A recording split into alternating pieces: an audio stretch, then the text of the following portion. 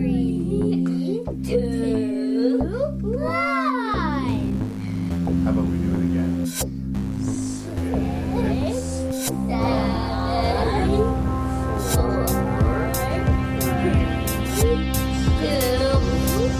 1. I think I farted. Okay, let's try one more I time. definitely Ready? making review. Making review. Making review. Say 6, 6, 5, 5, 4, 3, 2, 1.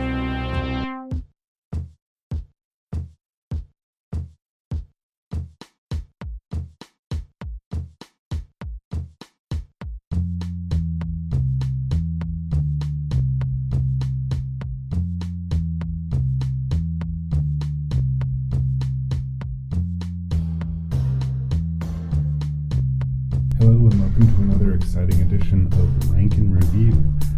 This episode, series regular guest Lee Beckman is back again to discuss cops, good cops and bad cops. This one's been sort of sitting in the back shelves for a little while, waiting to see the light of day, and it was recorded when we took a road trip to Edmonton to see the Tragically Hip on their final tour. So there's a lot of nostalgic weight to this particular episode. In the midst of having fun and seeing a concert and sort of having a nostalgic journey through our past, we found time to record a podcast. And here it is for your ears. As usual, you can expect coarse language and spoilers for the films that we discuss. And as usual, if you have any feedback, I would love to hear it. You can send your host and random Canadian Larry Parsons any notes or suggestions you might have at rankandreview@gmail.com. That's ranknreview@gmail.com. You can also find the show on Facebook, and you can also find the show on iTunes. And if you were to leave me a positive review there on iTunes, that's super helpful for finding new listeners. Also, just tell that other film freak in your life about the show, because I happen to think they'll like it. Alright, let's get to it. Good cop, bad cop. Let's rank and review.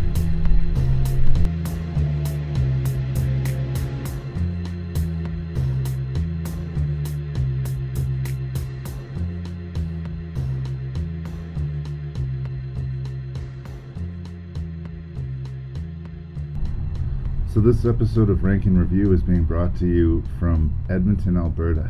Yep. And I'm here with our regular guest, Lee Beckman, in our dear friend Charlene's backyard to start with. I think this is going to be a pretty mobile episode. We may be doing pieces of this all over the place. It'll hopefully be a unique episode. Yes.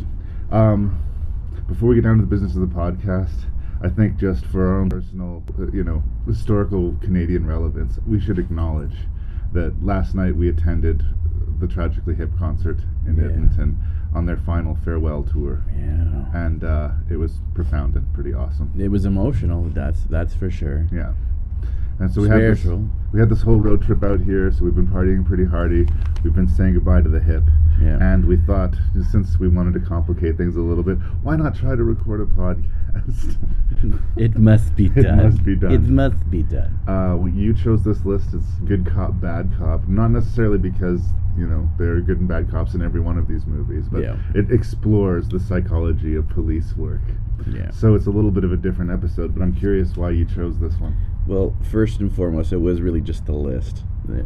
As soon as I saw the list, I'm like, there's really three really great cop thrillers in this list. Spoilers. Yeah. Wow. One is like one of my personal faves, but I can acknowledge the two others that they are genuinely classic cop thriller films. So it was the list. There's some personal favorites on board. It's not specifically the cops and robbers genre. Yeah. But I will say this: the other thing that sort of piqued my interest is I spent at least 3 summers and a bit of a year. Granted, it was by law enforcement, but I got to work alongside real police officers. Yeah. And getting to know some of them through the day-to-day activities, and also some of the interactions I had with them, which were kind of dramatic and kind of fun. That cop movies really don't quite get a lot of the personalities in a lot of ways. Like it's essentially also just an institution or a company where it has all kinds of people. Right. A lot of these cops are, of course, like very high testosterone, badass, cool as people, and there's really a whole gamut of personalities. Yeah, what we tend to see in the movies, because they're the most compelling, right, are the really driven, hot-headed, I'm going to break all the rules to bring this person to justice cop. And that cop largely doesn't exist in the real world. Yes and no. I think there are certain elements I've seen. Breaking all the rules in your investigation. If you break all the rules in your investigation, the guy doesn't go to jail. Yeah. And then you're not doing your job. You're not a good cop. But the movies never show us that. And typically the movies, the cops don't arrest the bad guy. They shoot the bad Hollywood is definitely a very cartoon version of law enforcement, is what I'm generally... I think we're both trying to say. Yeah, and it's interesting to me because movies in this list that I like, for instance, End of Watch, a lot of people said it's a very real cop movie. Yeah. I don't know that it is. It's a really entertaining cop movie. It's a fantastical cop movie. Yeah, but again, I mean, I think that it both it disrespects in a way what real law enforcement officers do. Not that they aren't superheroes. I'm not saying that they don't do great things. I also work with law enforcement. Yeah. But it's not as cut and dry. It's not as easy, and it's not as day-to-day chaotic as movies, are compelled to make it. Yes. And police officers are human. Yes. And in most of these movies, this is why I went with the theme good cop, bad cop. Yeah. They're kind of portrayed as one or the other, right? Yes. They're either saving the world and ultimately altruistic, or they're just bullies with guns. Yes. Both of those exist to some degree in the world of law enforcement. Yeah. But the average cop is a lot more gray than you would believe. Yes. I firmly believe if you see the lights go up behind you and you're getting pulled over, you've already either got the ticket or got the warning. Yeah. It's way easier to talk yourself into the ticket than it is to talk yourself out of it. And be the sort of submissive, calm one saying yes, answer their questions as quickly as you can. But again, in the movie world, it's got to be black and white, and it just isn't. Yes. There are good cops, there are bad cops, and who those cops are change on a given day. Yeah. No, cops on a whole is definitely an interesting subject. For those, I'm sure, like, what is the actual date today? It's the 31st of July 2016 that we're recording, but it's not going to drop till September, likely. Okay, so anyways, basically cops are all over the news in a lot of ways about basically that's institution that is, damaging a certain section of society, and they've come under a lot of political fire. In the United States, cops are shooting a lot of black people. And then there was that fellow. Why sugarcoat it? Yeah, and then there that fellow in Toronto that was, I think, strangled and beaten by who eventually died from police officers who had actually mental health issues. I'm certainly not saying that there aren't bad cops out there. Yeah. There absolutely are. I'm saying that the world that they exist in day to day is a lot more mundane and kind of perpetually humiliating in a lot of ways. Well, just look at it this way. Your job is to go to places where people are doing bad things. Yes. So you deal with bad people all You the are time. going in usually the wrong direction to solve the problem where everyone else is going away from it. Yeah. You deal with bad people all the time, or mentally ill people, or just criminally leaning people all the time. And I think that just generally being around that environment all the time can have an effect on a person. Yes, absolutely. Absolutely. It's one of the highest professions that has PTSD, and for good reason. And also what you tend to see, and I know this is definitely true from what I have witnessed, is this insular sort of, systemic brotherhood or sisterhood or whatever. If you're a cop, if you're an RCMP, if you're city police, everybody's got your back. Yeah. You have an entire group of people who default have your back, whether you're right or wrong. Yes. And that becomes very problematic too. Yes. Anyway, Absolutely. There's a lot of things that we can talk about. Yeah, we've gone sort of like whoosh. I love this conversation though, but we need to get back to the movies. Is there anything else you want to say before I? No, I think we've already said too much, so I think we need to get on this. I think we need to start good cop, bad cop. I say bring it. The 6 movies that Lee Beckman and I are going to review today. We're going to talk about L.A. Confidential, to talk about a sort of serial killer cop movie called Copycat. Meow. We're going to take a look at a interesting sequel called U.S. Marshals. Yeah. We are going to look at a sort of modern Western called Copland. Yes. We're going to have a look at Larry Fishburne before he had changed His it to name is Lawrence. I miss Larry Fishburne. I miss Larry Fishburne, too. Larry Fishburne was a really good stage name. Starring in a very compelling genre exercise called Deep Cover, I guess when you get a nomination, you can call yourself Lawrence. I suppose. So yeah, we're going to talk about his movie, and then we're going to wrap things up with End of Watch. Did I miss anything? You've got Copland, you've got Copland? End of Watch, you've got U.S. Marshals, you've got L.A. Confidential, you've got Deep Cover. And Copycat. And Yeah, we got it Copycat. all. I think you've got it all. We got all of them. So Smack down and get ready. let's put the cuffs on it. They were three cops who had nothing in common. Freeze! Big V, what are you doing here? Hey, you know me, I'm keeping the streets safe, boys. One would do anything to get ahead. You're truly prepared to be despised within a department? Yes, sir, I am. One had his own brand of justice, How's it gonna look in your report? It'll look like justice. That's what the man got. and one loved the spotlight. What exactly do you do on the show, Jack? I teach Brett Chase how to walk and talk like a cop. The Night Owl Massacre. This is a heinous crime that requires swift resolution. 6 victims. One of them, one of our own. Interrogations will be led by Lieutenant Edmund Exley. I need some backup. Come on. All right, college boy, I'll help. Now, all of them are faced with solving one case. Don't move! I want confessions, Edmund. Oh, I'll break them, sir. These people are all in the morgue. And someone has to pay for it. There's something wrong with the Night Owl. I just can't prove it. They thought they had it all figured out. Anything bothering you about the Night Owl case? The fact that you guys won't let it get filed away. But what started as a murder You talk only to me on this one. became a mystery that could cost them everything.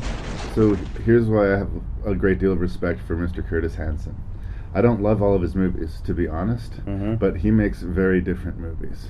Well, Like this period sort of genre cop exercise with this high gloss on it, L.A. Confidential, you'd think would be maybe done by an old school traditional director, but Yeah. this guy also directed 8 Mile. This guy, also directed The Hand That Rocks the Cradle. and that blackjack movie with Drew Barrymore and Eric Bana. Right. Lucky You. Yeah. I've seen chunks of it. He does different projects. No, he got his roots in independent filmmaking. He's definitely a unique person who's managed to work within the studio system and create some of his movies. So Like when I daydream about what it would be like to be paid to make film, I'd probably think that I personally would be just happy being a genre filmmaker. I would make Yeah. thrillers and horror movies and just be happy in my little corner. Yes. I have a lot of respect for a director who can jump genres fairly comfortably. yeah, And who are willing to show all the different sides. yeah.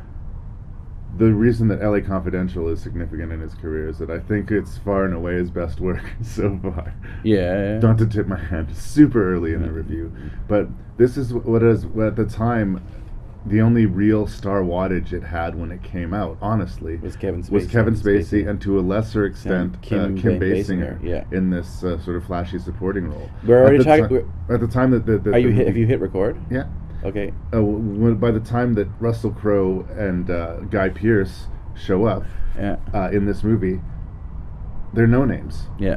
And I think that's such a great win for the movie. When we watched this, when this first came out, Yeah. Russell Crowe wasn't Russell Crowe. No. And Guy Pearce hadn't starred in so many things that he was such a familiar face. Yeah, and James Cromwell is in this. Yeah.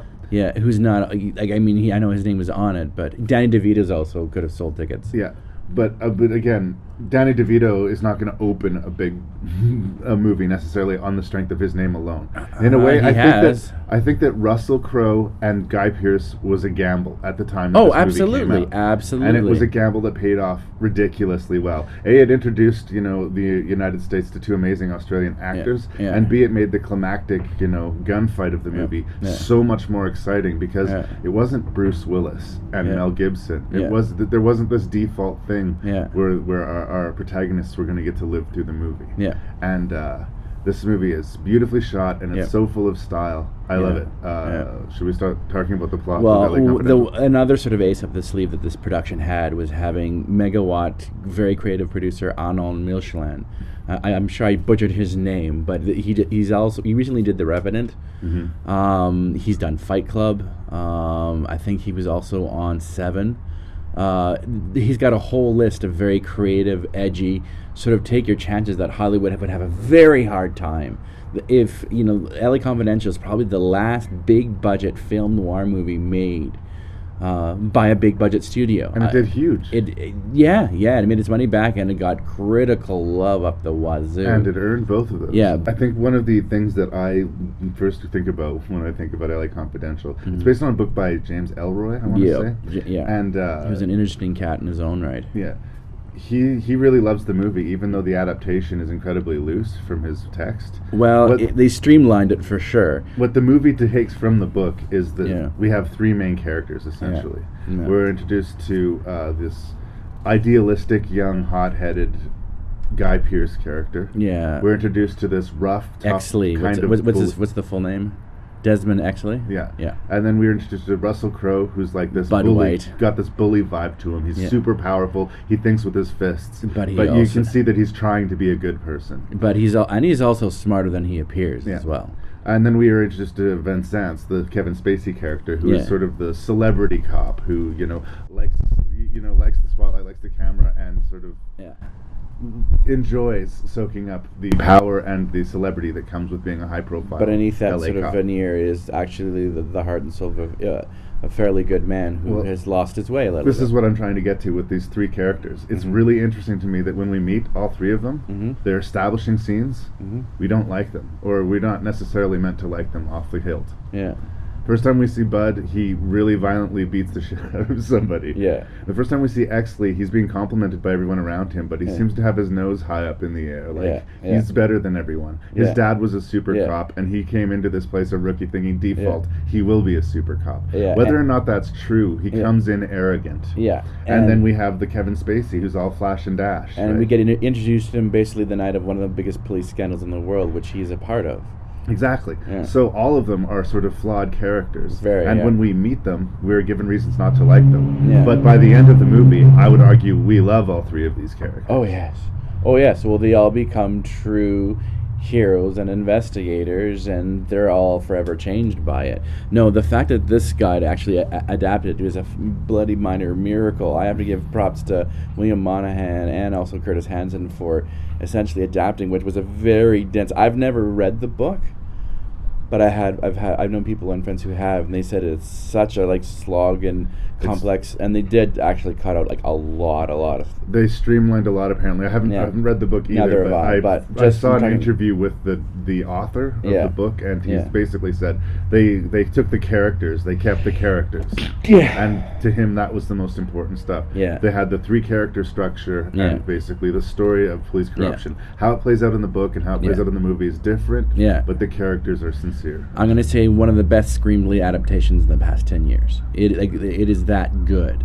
And it really sort of, was the sort of breaking out for William Monahan, who, of course, has since gone on and become a writer-director, also responsible for The Departed. Right. So, his words along with Hanson. Mwah. Yeah. So basically, what the script, which is very complex to get into even in the film version, is it has to do with police corruption in Los Angeles, essentially, in the golden age of Hollywood. Yeah. And the script has to do with a mass shooting that happens in a diner. Yeah. But it also has sort of a ripple effect into other things. Most interestingly, a sort of high-class brothel run by David Strathairn, where they take prostitutes and you've also missed a brutal fight at the beginning of the film as well. Let me get there. Okay. He makes prostitutes look like superstars. Yes.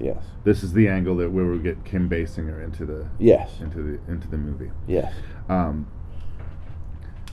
And just the casual corruption of the Kevin Spacey character leads to the death of a young actor, and Kevin Spacey feels personally responsible for it. And as a result, he decides to start digging around.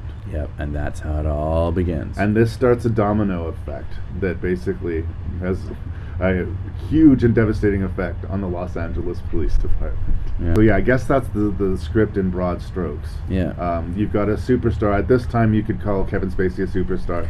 he was definitely that big name on the ticket. And then two, Australian actors, one who would be a superstar soon. Yeah. I do think you'd watch this movie differently today, knowing who Russell Crowe is. Yeah. You might feel that This Bud's was character sort of was a Russell little Crowe's bit more coming cool. out party in a lot of ways as He'd well. been in a lot of movies, but this was his most high profile. Yeah, he'd been sort of a character actor among studio films. Yeah, there's a lot of payoffs in the movie. Mm-hmm.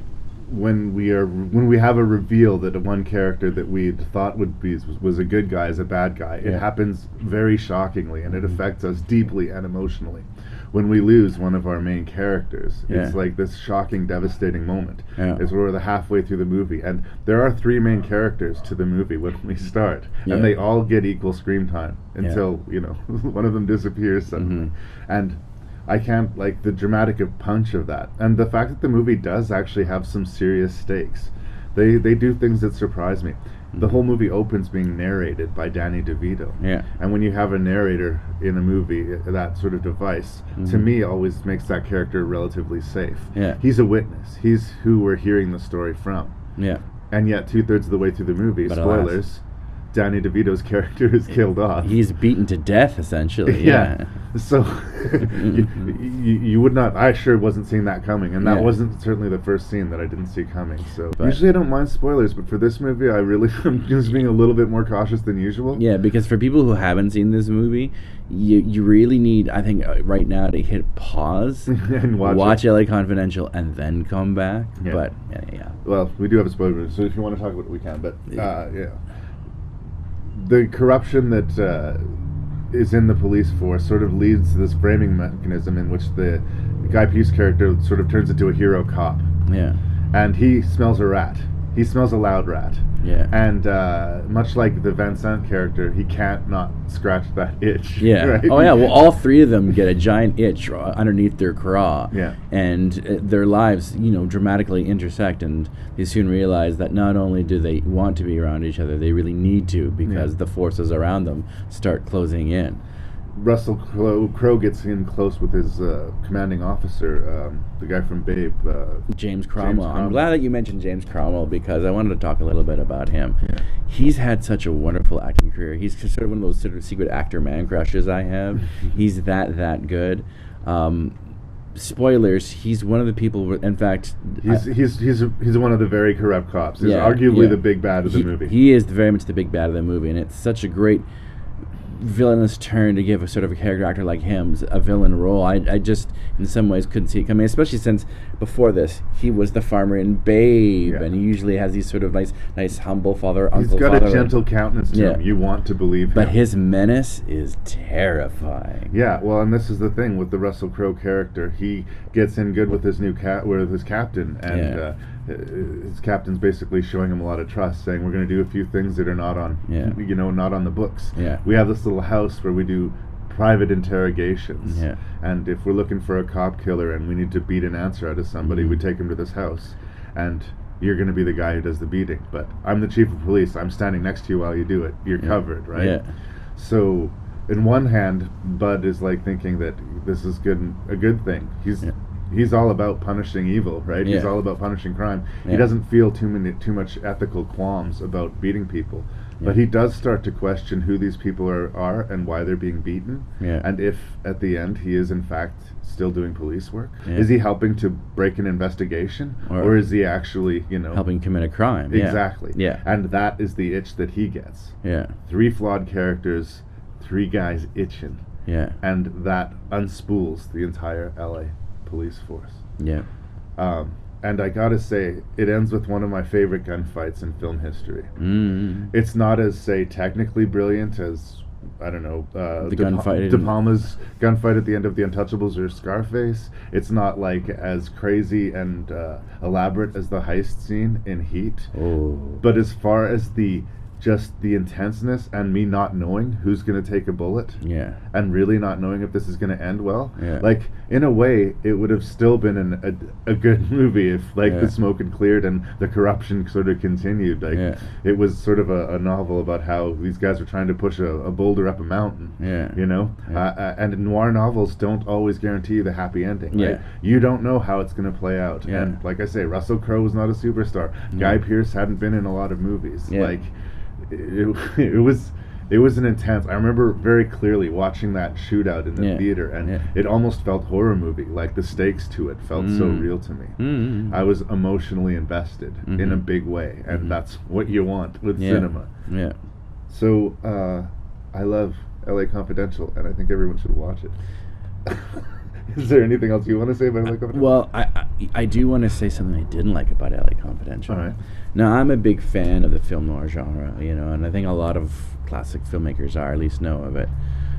And when you're going to do a classic film noir, one of the sort of stipulates or the things that you have to do is create, it's sort of the definition of motion picture. It's how you shoot the movie in a lot of shadow and fog and a lot of dark, shades more than anything else, more than colors. For the Curtis Hanson, for the reason of he didn't want this sort of visual stuff in the background to distract from the actors in the story. That's why he did it. Shot in a natural light. Right. Him and the DP did that.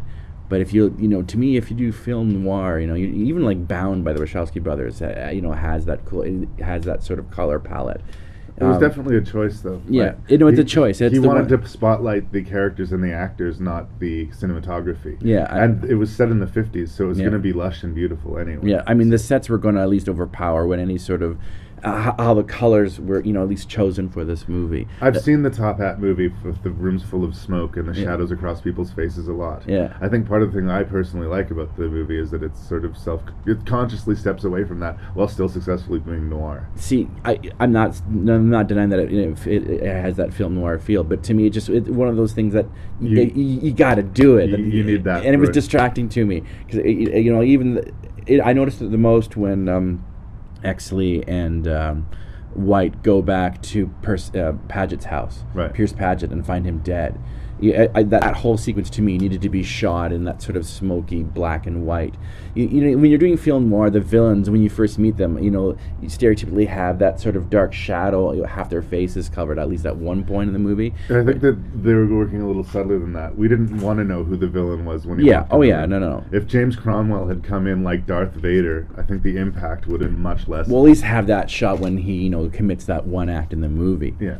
To me, but that's my only complaint about the movie. That's the strike I would have about it. Right. The movie is it's pure American brilliance. It's a great movie. If I was to give a personal complaint, and it's not even really a complaint because I think she's fine in the movie. I think that Kim Basinger, as this prostitute who's trying to do the right thing but doesn't always do the right thing, and is just sort of a victim of her times in a lot of ways. It's I think one of the least interesting parts of this fairly complicated screenplay for me, and that's me being a broken record. The romantic angle almost always I find them the least interesting. But I got to say I was a little bit surprised that she won an Oscar for it.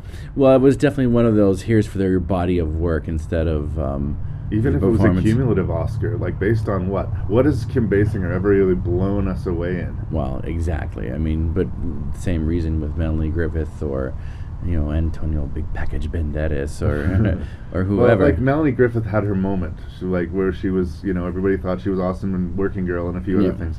Kim Basinger is not terrible, but she is not exceptional, and I would carry through with that here. She does the job very well, as good as I've seen her in a lot of ways, and she gets slapped and then she cries, and that's the role of the dame in these noir movies. I guess I wouldn't take her award away from her. I'm not sure what it was about the performance that everybody latched onto that I somehow didn't. I think if you haven't seen L.A. Confidential, you should see L.A. Confidential. And I think it's one of these movies that's going to age super well because it's a period piece. There's nothing that largely, You haven't really talked much about Kevin Spacey. I mean, you sort of talked about his character, but not about his performance. Well, he's doing his best Dean Martin impersonation. It's the flash and dash role. Yeah. It's the, see, I'm cool. Look at the lights and shows. I mean, I don't want to underrate. I think that he does a really good job. And we do definitely see him make this conscious decision to walk away from that. There's a scene where he gets his payday for getting one of those photographs for Danny DeVito, and he buys himself a shot to celebrate. And then he leaves the bar with the shot untaken, and the bill he just received just sitting on top of the shot. He didn't take his drink. He didn't take his payday. He feels he's gone too far, and he needs to fix it. and that's the worm that character turns on, and I think Spacey plays it very well. It was in the days where everything Kevin Spacey was in was just amazing for a while there. Yeah. Usual Suspects. He showed up in Seven. He showed up in this American Beauty. Swimming with Sharks. He was just in a string of ridiculously good movies. He was like the good luck charm for any movie in the 90s. Yeah. I think it was about somewhere around Pay It Forward where things started to go a little left. Yeah. But I still think he's a good actor, and if you love Kevin Spacey, this is another classic Kevin Spacey role. Yeah. The great thing about life on the street is you know how it's gonna be. It's always the same. It's always getting worse. Hasta la vista! On these streets, one color rules. Green. It's not 10 kilos we want 20. Listen, you're taking a lot away for a guy we hardly know, John. Where are you moving this stuff? He's gonna get you busted. No, he won't. On these streets, nothing's what it seems to be. Is that on bust? Yeah. Well, who is he? Listen, John here got busted, but he kept his mouth shut. On these streets, he'd be the perfect criminal if he wasn't the perfect cop. Did you ever take a look at your psychological profile? You score almost exactly like a criminal. I'm looking for somebody who will go under and stay under. What does he have to do? Buy drugs, sell drugs, set up the people that I want to bust. Because there's only one rule in this game, John. Don't blow your cover. I wish I could say that I love. When I think of Bill Duke, that I think of all the fine films that he has directed. But for me, it's all about Predator. When I think of Bill Duke, I think of this bald, sweaty dude crawling around in the underbrush trying to avenge Jesse Ventura's death. I'm gonna carve your name into him. I'm gonna carve your name. But if you didn't know this, Bill Duke is not just a character actor, and a very good character actor, by the way, but a quite gifted director. Yeah. And of the films that I've seen, I think that my personal favorite is Deep Cover. It stars Larry Fishburne. Yes. That's Larry Fishburne. Larry. Hats off to Larry. You broke her heart. I could go on another one of my diatribes about how Hollywood does not respect the name Larry, and that Lawrence Fishburne had to change it to Lawrence because he felt he wasn't being taken It's serious. all about the Oscar nod cred. God damn. But I'll move past it. Okay. It's You another right one of these. You okay there, Larry? I'm calming down. Okay. I think this was mid-90s this came out? 92. It was 92, so it's pretty early. This is fairly hot off of Boys in the Hood and stuff like that for Lawrence Fishburne then. He is a really magnetic screen presence, and he totally deserved to be headlining an action movie. And seeing this movie kind of makes me wonder why he hasn't done more of them. Yeah. He is hired by a Canadian actor, Charles Martin Smith, to go undercover and take down some drug cartels. Initially. And he meets a very interesting and colorful cast of criminal characters. And this is very much a modern noir exercise, as you were talking about the hard shadows and the stylistic lights. It's also a big loving hand to the blaxploitation flicks of the 70s and late 60s as well. But the style in here is very in your face, right? Yes. In a good way. Yeah. But that what you were saying, you were missing that in LA Confidential. Well, you're not going to miss that here. Oh no, it's unmissable. I love the colors and how the hues are all set within this movie. This movie is a gorgeous film to look at in a lot of ways. Yeah. And I like it. I like it a lot. Yeah. I love Bill Duke so much, though. Before we get to the rest of Deep Cover, I just want to say, do you remember that scene from The Limey? There's only one thing that I don't understand. The one thing is any goddamn word coming out of your mouth. Bill Duke, I really do think Bill Duke should get an honorary Jerry Award. I really do, because what I've seen of the man. I'm a fan of the actor and the director, so keep doing what you're doing, brother. I never did see A Rage in Harlem, but there is that Hoodlum movie. Yeah. Which I wanted to like more than I did, if I'm honest. But it's got a lot of style. But anyways, let's talk about Deep Cover. Yeah. It's got one of my boys in it. I've got this man crush on Jeff Goldblum, and he keeps coming up on the podcast again and again and again. Yeah. This is a really interesting role for him because, sort of much like the Fly remake when we talked about, he was not the obvious choice. No, at all. One of the things that I really love about Deep Comer is they went to almost like against typecast and gave Jeff Goldblum a chance as being the sort of evil antagonist, and his journey to when he's finally basically just a cold-blooded killer, is an actually interesting journey in this film, Deep Cover. You get the feeling like he was always a bit of a sociopath, but his dalliance with the world of organized crime made him bloom. Yes. Right? Yeah. He was, probably always a little bit dangerous and a little bit off, but the more power that he got into, the more money, the more everything. Yeah. I also just like the subtlety with which his character is handled. He's a very racist character. Yes. But he's not racist in the way that typically you see racism portrayed in film, as in, I hate black folks. Yeah. He's racist in the way that he treats them as lesser people, like, without thinking about it. He has this whole speech he gives to the Lawrence Fishburne character about seeing him dealing drugs. It was like he was this animalistic cheetah creature out there on the streets. And Lawrence Fishburne character gets really upset by it, and Jeff Goldblum seems confused. Like, he doesn't seem to understand that what he's saying is deeply offensive and racist. Yeah. Usually, when you see a racist person in the movie, it's like a yeehaw, I hate them black folk, right? Yeah. And I'm not saying how dare you misportray racial people, but I think that you should show it as it is. It's a lot more complicated than just rednecks being rednecks. Yeah. There's I love the fact that the Fishburne character is visibly annoyed with the character at certain points. It's like, careful, David. Yeah, exactly. Careful, David. You really should be careful how you talk to people. This is going to play out badly. If not from me, somebody else. And he's not wrong. Right? Yeah. No. It's almost like he's telling his friends, like, just keep it down. Yeah. And there is, in the same way, even though, he's undercover the whole time, a strange respect and rapport built. They do love each other, in a way, they respect each other anyway. Like, they're both who they are, I guess, in their own way, and are thriving in this harsh environment. So, there's a few things in the movie that I think are a little bit heavy-handed. Okay. The most egregious, unfortunately, has to do with, like, the opening 2 minutes of the film. Oh, okay.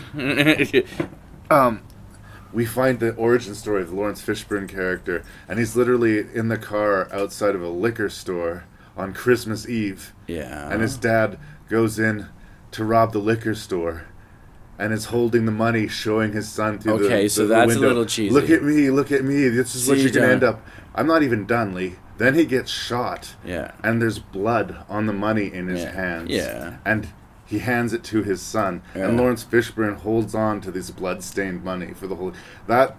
That's pretty fucking hard. That's on the fucking nose. Yeah. Like, to every part of it. The fact that it was on Christmas. The fact that his father was having this... He was doing this crime, but saying that it was wrong that he was doing this crime. Yeah. He was admonishing his son that you shouldn't do what I'm doing as he was doing it. Like... it was a weird tone to start the movie on because everything that followed it was so much better, right? But that's everything you needed to know about that character in a lot of ways. That's why in the most simplistic first draft. Okay, but here's where you and I are going to really sort of start to differ and argue, because I think Deep Cover is one of the best openings ever to any crime thriller, and I want to talk about the screenplay for a second. Michael Tolkien, but also Henry Bean, but the true unsung hero, and Bill Duke was the genius who thought of this. He liked this hip-hop poet writer, this former ex-pimp called Iceberg Slim, to do the narration that Fishburne eventually reads. Right. And it has in my humble opinion, one of the best opening lines ever to any screenplay. Fuck Orson Welles and Citizen Kane. You start your movie like this. So gather round as I run it down and unravel my pedigree. And then there's a pause. My father was a junkie. One of the best opening, well-written lines to any... Unfortunately, followed by just a terrible scene. I'm sorry. I agree that it is pretty melodramatic and heavy-handed, and... There's a few other things in the movie that are on the nose. I think that, what's the character, that bald guy? They have to climb over... he's this. I don't have IMDb in front of me, but you don't even have to kill. Yeah, he's the middleman that they have to get through to get to the big bad. Yeah. And the evil and the casual shittiness that he is portrayed is the kind of thing that I've seen in a dozen movies. There are definitely archetypes in isotropes. There's a few characters that from the second that they were introduced, I knew that they were going to die. Yes. There's another scene which is still very powerful, but I've always had a problem with. Yeah. Where Lawrence Fishburne has to do a hit. Mm-hmm. And he goes into the bathroom, follows this dude into the bathroom to execute him. Yeah. And the dude in the movie, I can only think of one other movie where a character is this unbelievably, careless with his own life. Yeah. He turns around from the urinal to see a guy with a gun. Yeah. And then proceeds to piss on the guy's shoes and tell him basically, you don't have the guts to shoot me. Yeah. In spite of the fact that he's unarmed. Yeah. It's one of the least credible things. Like, they should have shown him smoking crack or something before he went into the bathroom. Because this is a character who does not think that... He must think he's indestructible. He's pretty much... he's unredeemable, cocky, and arrogant. And it's one of the things that, leads to his death. I just don't believe anybody walks into a bullet like that, welcomes a bullet like that. I didn't believe it. I think there are people out there, End of Watch certainly believes it. So... Well, death by cop is something that gets addressed in it, but that's a different thing. This guy didn't want to die. He just accepted it. He almost welcomed it. Possibly. What else would he step to a guy with a gun to him, armed only with his I think that scene happens almost every single day, Lawrence. Yeah. Well, for me, it's powerful on Lawrence Fishburne's end, because it's the first time he's killed a guy. Yeah. And he's a cop who just killed a guy. Yeah. So Lawrence Fishburne kills it in that scene. Yeah. I don't believe the gangster at all. I don't know what it was. I just didn't believe him. There's a few little scenes like that. And again, I'm looking hard to find threads to pull in deep cover. But there's every now and then a scene will happen where... or a character will be introduced where I totally understand where this character is. Yeah. The guy that is initially working for the criminal organization, who's a loudmouth, who ends up getting beaten to death with a pool cue. Yeah. Roger Guenviro. I'm totally killing his name. Anyway, he was good portrayal. Yeah. But from the second you met that guy, oh no, he's introduced even in the monologue. He's going to live not past the month. Yeah. Yeah, and that's how that character's that comes advertised. He's going to die. Yes. Yeah, same thing. Like I said, with the guy that they're trying to basically get through to get to the big bad. Yeah. How cartoonishly evil he becomes, and how Charles Martin Smith? No. The bald dude with the mustache who gets thrown out of the limousine. Anyway, I found that character much like the Eddie character. I totally knew the Felix. I could totally... Felix Barbosa. I totally knew what was going to happen with Felix's character arc within about 30 seconds of him opening his mouth. Yeah. And in a way, I still enjoyed the movie, but I would have liked to have been more surprised by some of the way it played out. What the movie kills at is the performances and the style. Mm-hmm. And it has that to such a great degree that you have to watch Deep Cover. If you like this style of movie, it's a great cop movie. And... in spite of the fact that it's written by a white dude who wrote the play. Well, two white dudes, yeah. He's got some spotty things on his track record. But, I do think it was a sort of brilliant choice. And Bill Duke did this, of getting in that narration. Mm-hmm. I think it definitely legitimized the movie. I know one thing you've sort of criticized the movie as is it's trying really hard to be... real and authentic, but it's written by a white guy. This movie is done in the style and is very much done by black exploitation sort of crime thrillers like Superfly and The Harder They Come. One other thing I want to bring to attention is Clarence William III. He's a character actor who's also had a bit of career. The scenes with him and Fishburne are so good. They're you could totally tell that they also, in a very short amount of time, understand and respect each other. But he definitely fulfills that role I was talking about that Hollywood has for cops. Either they're utterly altruistic and a hero, or they're deeply flawed, right? The Lawrence Fishburne character is the only one that's allowed to ride the line. Charles Martin Smith is a piece of shit, right? And Charles Williams III is godly. He's practically a saint, right? And I think it falls guilty of those cliches, but it's embracing the genre. It knows that it's a noir thriller, and it loves that it's a noir thriller. And so it's hard not to love the movie for that. One thing I do want to talk about, and this is sort of the sort of film nerdy thing in me, is, do you know what like a transition is? Like a wipe or a cut or a dissolve? Sure. Yeah. Deep Cover has one of the best transition wipes ever done in film. It's of a homeless person. that whole transition cut is just, it's fucking brilliant. It's full of nice, very very self-conscious but very good visual flourishes, and I appreciated it. I don't know, man. Like I said, it's in the noir tradition, and it's happy to be there. Yeah, and I welcome it. I just fuck Orson Welles right in the puckered sphincter, man. This is fucking Deep Cover. You're fucking welcome. That might be overstating it, but please watch Deep Cover. What turns on a killer is the suffering and death of another human being. And as his determination builds to take another life, he plans in obsessive detail what props he'll bring, what knots he'll tie. Let me ask you guys something. What turns you on? A criminal psychiatrist. There's a serial killer out there who strangled 3 women. He's gonna do it again. A homicide detective. Would you work with us on this? You're kidding, right? I do not want you discussing this case with her in any shape, way, or form. It's the Boston Strangler. You telling me this guy's copycatting a serial killer's been dead for 20 years. You're looking for an intelligent white male, 20 to 30 years old, socially functional. Everything's different. Different guy. He's switched from DeSalvo to Bianchi and Buono, the hillside strangler. One man is copying the most notorious killers in history, one at a time. He's sending you letters like he's daring us to nail him. If he wants to be famous, he has to be caught. I'm death and life to you, Doc. We know that Mr. Cullen was safe in San Quentin last night, so how come his book shows up under the mattress? Together, 2 women must stop him. The man who has killed 5 women in this city was just in your apartment.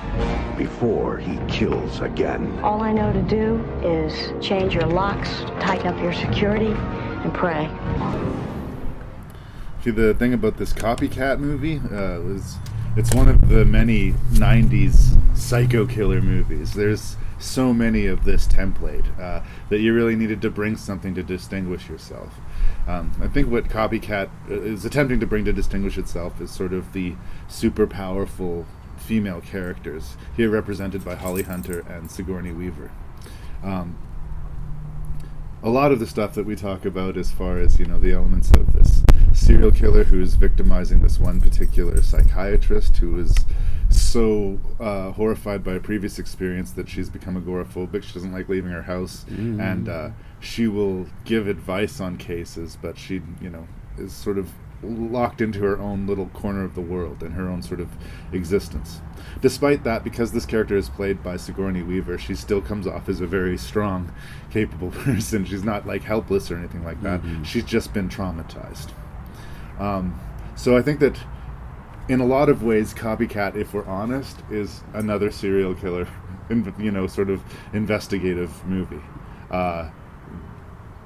Does the performances and the sort of feminist casting do anything to elevate it? Is, I guess, where I would start. Well, I think it was ironically ill-advised to call your serial killer movie Copycat, when it is just very much a mishmash and copycat of other serial killer movies. I'm going to say no. Don't get me wrong, I think there's some really good performances in here. I think Holly Hunter actually, on watching it a couple times over, gives a very layered performance. And I've always liked Holly Hunter. She's a very, very talented actor. Yeah. And I love her character in this. And Sigourney Weaver is good as well as the agoraphobic doctor as well. But you're right, this comes at the sort of tail end of the big serial killer decade. Yeah. And it's...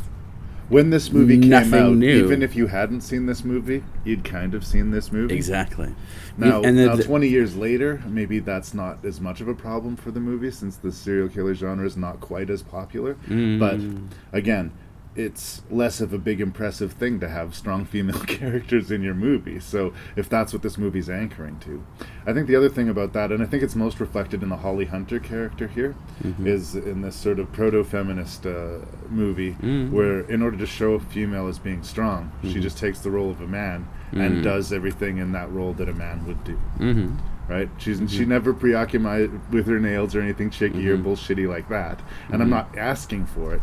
But what I am saying is that there is a tangible difference between men and women. And we should see that reflected in her character. And that was one of the angles. What is the difference between a hard-ass male cop and a hard-ass female cop? And I don't think this movie answers that.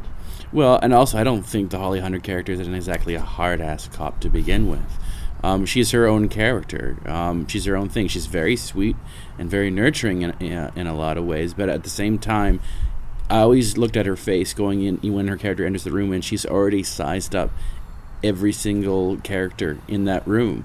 She's the smartest person in the room in a lot of ways until she meets Sigourney Weaver, who's very much a match, but is also a very broken character. I see a bit of a Napoleon complex going on with Holly Hunter, too. She's so small compared to everyone around her. Yes. So she feels like she has to, like, match other people or overmatch, you know? Yeah. But she does. Again, I think it's a good performance. But she does it in a very differently. She does it in a very confident and sly way, I think, in a lot of ways. She does sort of kill a lot of people with her kindness, which is, well, no, if you look at how she communicates with other characters, she's very sweet and almost nurturing. Even the scene with Will Patton after the certain tragedy has occurred, and she knows the history of that particular relationship. She's very sweet and understanding and very patient with that. The good character actor that is Will Patton, and that specific scene. And that was a hard role to play too, because if you didn't have a good actor, like if Will Patton wasn't playing that role, we would have just dismissed him as the asshole character, and that would be all we would get. He has reasons to have issues with Holly Hunter's character, and she has reasons to have issues with him. But it's not black and white necessarily, or not as black and white as it seems when we start. So I appreciate that, and you're right. Holly Hunter's character is involved in this police shooting. It's a tragedy. She does shoot the bad guy, but another cop and a friend of hers is killed in the process, and it's devastating to her. And we see her, take that hit. Yeah, but this is some sort of lazy screenwriting and very 101 screenwriting in a lot of ways. There's a couple of side stories that really does nothing to forward the overall plot, and it starts off right in the opening scene where we see them with Holly Hunter and Dermot Mulroney having that whole the target practice scene where Mulroney obviously goes for the kill and she goes for the wounding. We know that this is going to come factor in at some point in the screenplay. Yes, the payoff, this, people. The payoff, of course, is really sort of this useless scene at the police station that, of course, eventually convinces Holly Hunter that yes, at some point she will have to take the shot, and it's completely unnecessary and unneeded and really does nothing. Here's a movie cop cliche that is going to come up again, unfortunately. And the partner that they go out of their way to make us like is going to die. Yes. Right? Yes. And we've seen that so many times that to attempt to do that, again, it just seemed like, we know not to get attached to that character, right? It's just like we've seen this movie before. We know the role that he has to play. Right? And at that point, not that I was doubting it before, but we all know that Holly Hunter eventually is going to have to shoot to kill. Shoot that, of course, our villain, the serial killer, which is again is very male. This is where I go back to, right? It's a very dude eye for an eye macho thing, She tried to do it, the good way, and it didn't work. So now she has to fucking conclusively kill him. And again, is that strong, or is that just what any other dude in a cop movie would do? I think that in order to do I still think it's a decent movie. Again, I sound like I'm really heavy on it. It's fine. It's basically an okay serial killer thriller elevated by an excellent cast. So, I mean, it's totally watchable. I've reviewed way worse movies for the podcast. But again, I go back to this. If you really want to make this a sort of a story about powerful women being powerful, make them be powerful in a way that is different than, John McClane. Honestly, other than her size and a couple of lines, I don't think Holly Hunter's character is played any different than had it been done by Bruce Willis or some other, typical cop player. I think Sigourney Weaver is the interesting wild card. And I also want to talk about the surprise, standout performance in the movie to me. I wonder if you can guess what that is. He's a musician. Oh, the Harry Connick Jr. Harry Connick Jr. Who's pitch perfect as the other serial killer. Bringing the evil as the sort of serial killer that's sort of responsible for Sigourney Weaver, turtling and being a shut-in. Yeah. I would have never guessed that Harry Connick Jr. could have brought that level of menace. Mm-hmm. So, kudos to him. It's not a very big role, but it leaves an impression. Well, it's the Hannibal Lecter role in a lot of ways. Here's the question I have for you, though. Mm-hmm. At the end, who has he written or writing that letter to that he's now sort of licking the envelope? I presumed, I took that to believe, he's setting up another copycat killer somewhere, right? Mm-hmm. The copycat that we are dealing with is not just copying this guy's crimes. He's basically taking famous crimes throughout history and recreating them to taunt the Sigourney Weaver character. Played by William McNamara. Yeah. And what I took from that is that William McNamara, because he'd been in contact with the Harry Connick Jr., that Harry Connick Jr. had other fish on the line, right? Mm-hmm. He wanted to continue to fuck with Sigourney Weaver's character, and he was somehow finding a way to do that from prison. Okay, it's so a little bit silly and Machiavellian. So he is writing to another stranger, because that was the one thing is like I hadn't quite... You didn't, yeah, well, that's what I took from it. I could be wrong. That's what I took. Well, probably what it is, because I didn't recognize the name to the person he was writing to, and I was kind of like, what are you doing? And basically, he's going to continue to fuck with her. Sequel, please, but that didn't happen, right? Yeah, all right. Okay, I get it. Okay, that sort of makes sense right now. No, Harry Connick Jr. is really, really good. I think he's cast perfectly well. I think he had a great acting coach, and he hits it out of the park for that specific character. Yes, he is very menacing and that sort of hillbilly redneck psycho killer sort of way. Yeah. And I think they did a good job of, Sigourney Weaver's an amazing actress. I mean, I've talked about her. Oh, no, here's the thing. Holly Hunter and Sigourney Weaver are all really, really, really good. They did a good job of setting up her trauma. We see what happens to her. She's lifted up off of a toilet seat, if I remember correctly, by her throat. Yes. Like, she was in the most sort of personal, safe, private place, and she gets attacked. She was even under police protection when that attack happened. Yeah. So she is unable to feel safe. Yeah. She's just not able to feel safe. Yeah. But Sigourney Weaver's able to play that and still retain strength. It's a character who never feels safe, but always retains strength. And I think that's a harder thing to balance than you'd think, right? Mm-hmm. So definitely worth watching for the performances. A little bit of an ouch to the script. Yeah, well, the director is John Emile. He's one of those studio hired guns. He's also responsible for that charming white classic, Up Close and Personal, with rich white people problems and romance. Up Close and Personal. With Robert Redford and I don't Michelle think Pfeiffer. I ever saw it. I might just go on the rest of my life without seeing You're it. you're doing better than me. Does that sound like a movie that would hit rank and review? Entrapment and The Core are other ones I've never seen. I saw Entrapment and instantly forgot it. The Core is almost like B-movie hilarious, but unintentionally so. And Entrapment is a movie that I saw, but I have no memory of. I don't know. I get the impression that John Emile is one of those vanilla directors who makes very vanilla movies. That we've seen this story structure before, and we know how it's going to begin, and what's the middle and what's the end. And that's kind of the same thing I got out of Copycat. Having seen my fair share of serial killer thrillers, this felt like a Law and Order episode, really, a glorified Law and Order episode. But that said, if you like Law and Order episodes, right? Again, I have a hard time getting really furious with the movie. It just doesn't do anything to really make itself memorable. And with this cast, you'd kind of maybe think it would be, right? The cast elevate what is a pretty mundane script. We all know how this is going to end. All the beats are very, very familiar. I kind of like the fact that it's shot in San Francisco with a little nod to Hitchcock once in a while. This, of course, being a thriller. But it kind of feels like a burnt piece of bacon. That's the way I sort of see it, with sort of lazy side stories, with intermittent between some good acting beats by very talented people, and which is too bad because I like Holly Hunter a whole lot, and I like Sigourney Weaver, and I do think she do good work here.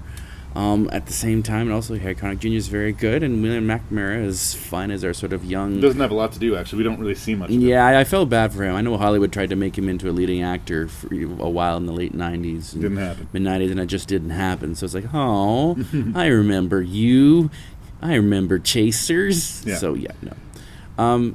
It's just, like I said, meh. Yeah. Even by the end, we all know that Sigourney Weaver's not going to die, and that Holly Hunter, spoilers, comes in and saves the day. Yeah. So it's just one of those, at that point, you just start looking at your popcorn and kind of going, Is that it delivers in the same limited way that your average romantic comedy will deliver, right? Where you go into the movie and you know there's going to be a pretty girl who can't decide between a boy who's wrong from her and the boy who lives next door, who's right next to her, who's so perfect for her. Yeah. But what's going to happen? How can she resolve this? You don't need to watch the movie. We all know this movie before we watch it. And some people prefer romantic comedies. I tend to lean towards horror thriller movies. So if this is like a fill time on a Sunday afternoon, you can do worse than Copycat, but you can do a lot better. Yep. Still got one prisoner unaccounted for. Mark Roberts. A daring escape. A cross-country manhunt. No one had seen anything like it. I have. All right, gentlemen, we're going to divide up and search every house, hospital, hotel, back road, and backwater for Mr. Mark J. Roberts. For Sam Gerard and his team of U.S. Marshals. You ever make a fugitive arrest before? Yeah, but how about you? Nothing is what it seems. I got to find out who the hell Mark Roberts really is. Ex-U.S. Marines Special Forces, ex-CIA Black Ops. All right, heads up. No one can be trusted. I got set up from the word go. This is a ruthless killer who committed murder in cold blood. Because this time, the fugitive they're chasing... Give me a hand. I'd like to listen to you explain why your ruthless assassin keeps going out of his way to let people live. ...is a government spy who knows too much. You're the great Sam Gerard. Yes, I am. And you always have to win. Yes, I do. So we're still well in the 90s here. One of the last super tentpole, blockbuster hits for Harrison Ford before he kind of went through a long down phase was The Fugitive, which was a fairly exciting, well-made action movie that, as much as I was entertained by it, I think might have got overpraised a little bit. Okay. It got nominated for Best Picture. It was like an Oscar movie, and people got a little carried away with it. It's a completely fine action-adventure suspense film, and it's grounded by two great performances from Harrison Ford and Tommy Lee Jones. But it making a metric fuck ton of money, Hollywood decided we need a sequel. And so comes U.S. Marshals, which basically takes Tommy Lee Jones and his whole crew who were tasked with bringing in fugitives and puts them in the central role. This time, instead of hunting Harrison Ford, we're hunting Wesley Snipes. Yes. But the focus is not the fugitive. The focus is Tommy Lee Jones and his group of investigators in pursuit, which, to be fair, was a large part of what made the first movie work. But I think that our main character should have been Wesley Snipes, and I don't think that it is. I think it's Tommy Lee Jones, and I think that was a mistake, but not a bigger mistake than just making the sequel to The Fugitive at all. There's just a reason. This movie doesn't need to exist. It's not horrible, but its biggest sin is that there's no real point for it to exist. Well, its point is to entertain, because a lot of people had fallen in love with the Sam Gerard character played by Tommy Lee Jones. It's supposed to be an action thriller, entertaining 13-year-old boy movie. We've just seen this movie many times before. Stuart Baird made this movie, eh? You know what Stuart Baird also did? Tell me, Mr. Beckman. He managed to convince Steven Seagal to die in a movie. And I love him. Executive decision. No, I love him for it. Yeah. Can you imagine how that conversation went? Hey, Steven. How's it going? So I want to put you in a big budget action movie that all of America's going to see. There's only one condition, Steven. You're going to have to die in this movie. Shut the fuck up, Steven. You haven't had a hit in 10 years. Sign on the dotted line.